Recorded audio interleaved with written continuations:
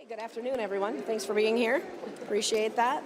As you can tell from the House of Representatives today, that a quorum was not found. We really expected some of our Democrat colleagues to have joined us today, as was reported, I think, by you, Michelle, that Representative Hortman had been in the building. We know that there are 66 Democrats that easily could have come to work today. Instead, they chose not to. The Secretary of State would not take any motions from any duly elected member of the House of Representatives today, which has definitely its own concerns. Leader Niska will be sharing what a potential motion would have been that was not able to be had. But you can see that House Republicans, now on week 3, are here to do the work that we have been elected to do by the people of Minnesota. We will continue doing that. We are hearing from people all over the state that our taxpayers paying for members, Democrat members, not to show up for work. We are hearing across the state that the best thing that could happen is that Democrats would actually show up for work, get to work with their Republican colleagues, and find a pathway through. Unfortunately, there is not a single Democrat today that showed that type of strength or leadership. We are hoping that tomorrow, as you heard, we will come in tomorrow at 3:30 again. We are hoping that at least one Democrat could be found in the state of Minnesota that's elected to serve in the House of Representatives to actually show up. But I'm going to turn it over to Leader Niska so he could tell you what motion we were denied even being allowed to bring up, which is an overreach of the executive branch here in the state of Minnesota. Yeah, like Speaker Damas said, it's really a shame that we weren't able to do our constitutional right to do as members who are fewer than a quorum to either move to adjourn from day to day, that's very clearly in the Constitution, or to make an effort to compel those members who are not here.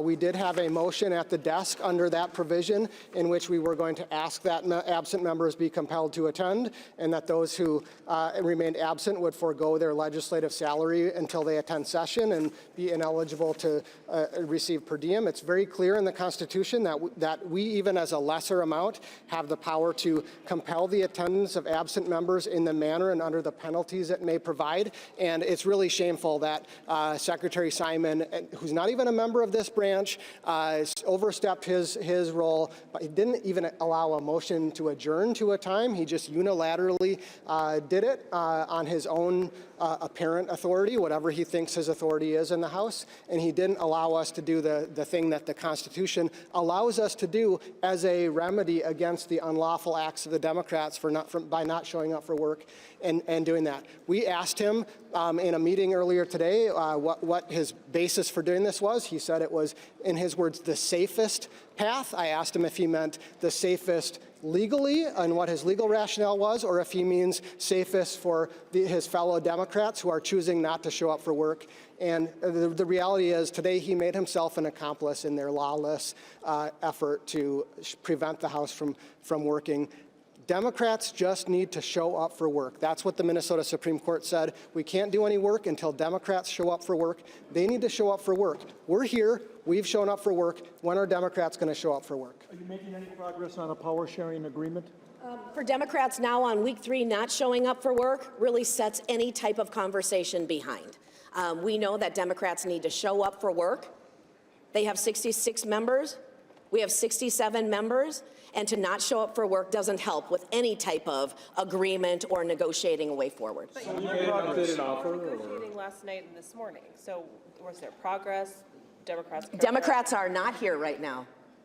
Have you made an updated offer? Have you come forward with it?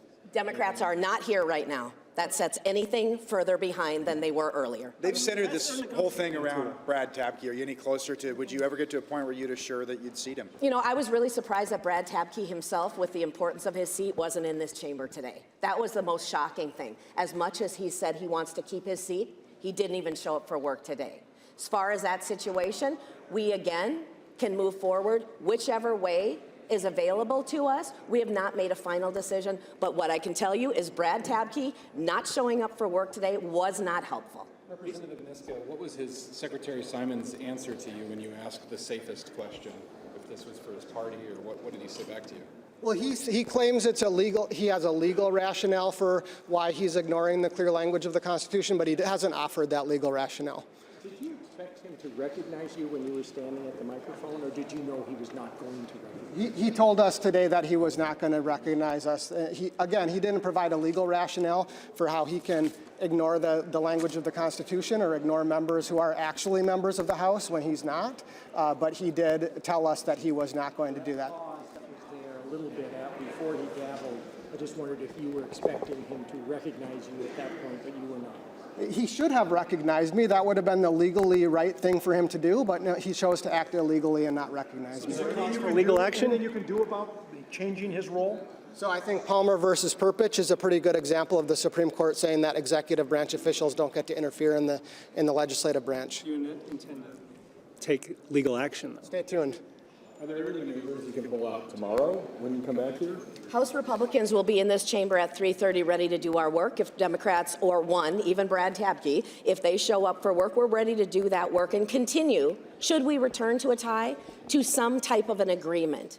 But they need to show up for work. As far as any legal or any opportunities that we have to change things, it could be just a repeat right now of what you saw today, depending on the stay tuned. If Brad Tabke showed up, would you seat him? You know what? Brad Tabke needs to show up so we can even start that part of a conversation. Brad Tabke sent in an oath of office that apparently he took in a secret ceremony. He is regarded right now as a member of the House. He has a seat. He has a button. He could show up for work, and then there would potentially be a legal process, continue the election contest process, but that would be something we debate as members of the House. That's the way it's supposed to work. Brad Tabke is the only one who's unseating Brad Tabke right now. And Democrats need to show up for work.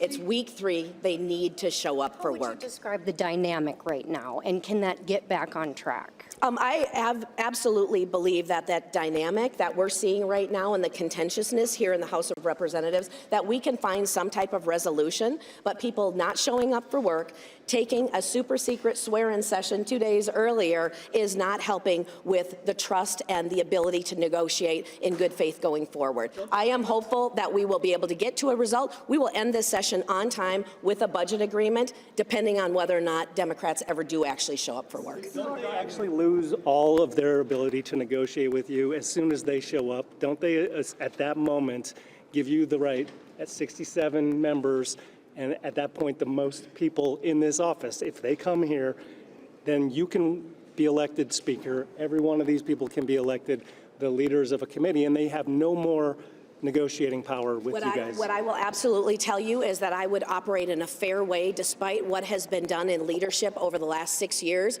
and the last 2 years specifically under Democrat one-party control. You watched a 1,400-page bill be rolled in this chamber. You watched the previous question being moved. That is not the intent that I would have as Speaker of the House of the state of Minnesota. I would operate in a fair way that respects all members going forward, and that is the way that I would lead this House. So just to clarify, you're saying that if Brad Tabke showed up, you would not immediately try to unseat him? We are not saying that at all, but right now, Brad Tabke has not even shown up. For either of you, if you had been able to make this motion, maybe this is too much in the weeds, who would have compelled the missing members? You don't have a sergeant elected, you don't have security, so who would have carried out that motion? Well, the enforcement mechanism for now would be a direction to fine them in an amount equal to their salary, as long as they are not here. Yes, Yeah. a penalty. Other states have done fines for members, for legislators who don't show up for work. By fine, the equivalent of their salary, you mean just withholding their salary. Correct. Do you want to read? Yep. The motion that was going to be offered pursuant to Article 4, Section 13 of the Minnesota Constitution, NISCA moves that absent members be compelled to attend the next House session. Those who remain absent shall forgo their legislative salary until they attend session and shall be ineligible to receive per diem for the 25-26 legislative session. It is basic math on the fact that taxpayers should not be paying for people that don't show up for work. Do you and Leader Hortman have another meeting scheduled coming up? I will see if Leader Hortman wants to continue engaging in any type of negotiating. Like I said, I'm shocked that not at least one Democrat bothered to come to work. They did not show up to work today. I'll see if she wants to have more conversation. Would that go to the state Supreme Court again with the same clause? They have, or how would that, do you know the legal mechanism for trying to do the compelling them? Yeah, the state Supreme Court helped contribute to this mess. They might have to clean it up. We're going to be doing this till March? You know what? House Republicans will be here every day doing their work. When our Democrat colleagues show up for work, this ends and we move forward with the literal work that Minnesotans are expecting us to do. Right now, if there would even be a first deadline, which is agreed upon jointly, potentially would have been the 14th of March, and our governor has not yet called an election. We don't even know when that would be. There is work that Minnesotans expect us to do. That is what we're going to be doing here.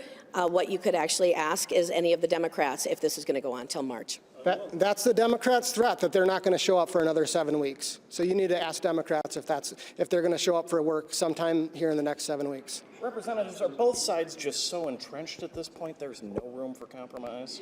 There is always room for compromise, but it needs to acknowledge the fact that we're at a 67-66 right now and stop pretending that it's anything different.